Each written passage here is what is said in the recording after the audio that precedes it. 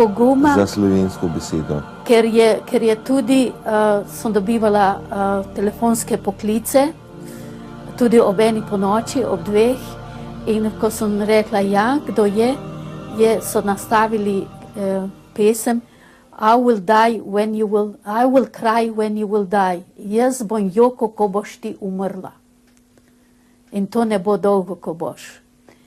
In jaz sem se to prestrašila in sem to povedala mojemu sinu in je on prinesel tale posnemanje, vključeno v telefonu in je rekel, kadar posnemi in bomo nesli na policijo. In so bili tukaj in jaz sem šla v mojo knjižnico pokazati ven, kaj pišejo o meni v ustaškem časopisu in da meni je rekla moja nadrejena, da če jaz ne bom jih dala na sodišče, pomeni, da to je res. In če je to res, jaz te ne morem imeti zaposleno tukaj. Torej, še kruh so mi hoteli vzeti meni in mojim otrokom. Sem rekla, ni res in ne bom dala na sodišče, ker jaz nimam denarja in ne časa hoditi po sodiščih. No, ampak me ni vrgla iz službe, nisem pa več stregla ljudem, ampak sem me pomaknila v skladišče, da sem skladala časopise in revije in poklicala tabornike, da so to odpeljali. Nisem več delala na računalniku in ne sposojala knjig. V Avstraliji smo srečali tudi druge pisatelje, pesnike. Kateri so vaši znanci? Spoznala sem Berta, potom njegove prve zbirke, ki je šla v samozaložbi.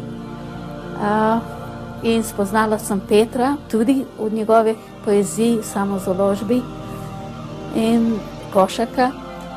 Potem sem spoznala Pavlo, seveda, Anko kot borko za ohranitev narave v Tasmaniji, Maro Maricki iz Darwina in smo se tudi zbrali v tole društvo, najprej v Jugoslovansko društvo piscev, ker takrat Jugoslavija, vsi narodi so bili še skupaj. In smo se zbrali, 140 nas je bilo. In smo sklenili na tem ustanovnem sestanku, da bomo izdali almanak jugoslovanske poezije. Je precej slovenskih del prišlo v primerjavi s Slovenci v Avstraliji, je večji del slovenskega. In seveda tukaj sem bila jaz napadena od strani srbskega predstavnika tega društva, da smo objavili samo Slovence skoraj v primerjavi z Srbi, ker jih je toliko tavžent, več kot, ne vem koliko tisoč več kot Slovencev. In so mi celo avto tako pokvarili, da nisem mogla priti domov. Morda za konec naj bo tudi naše srečanje povezano z poezijo, ki jo je porodil marsikateri tak težek trenutek. Lastovica je kar lepa pesem, ki je bila objavljena, pa nam jo preberite še za slovo.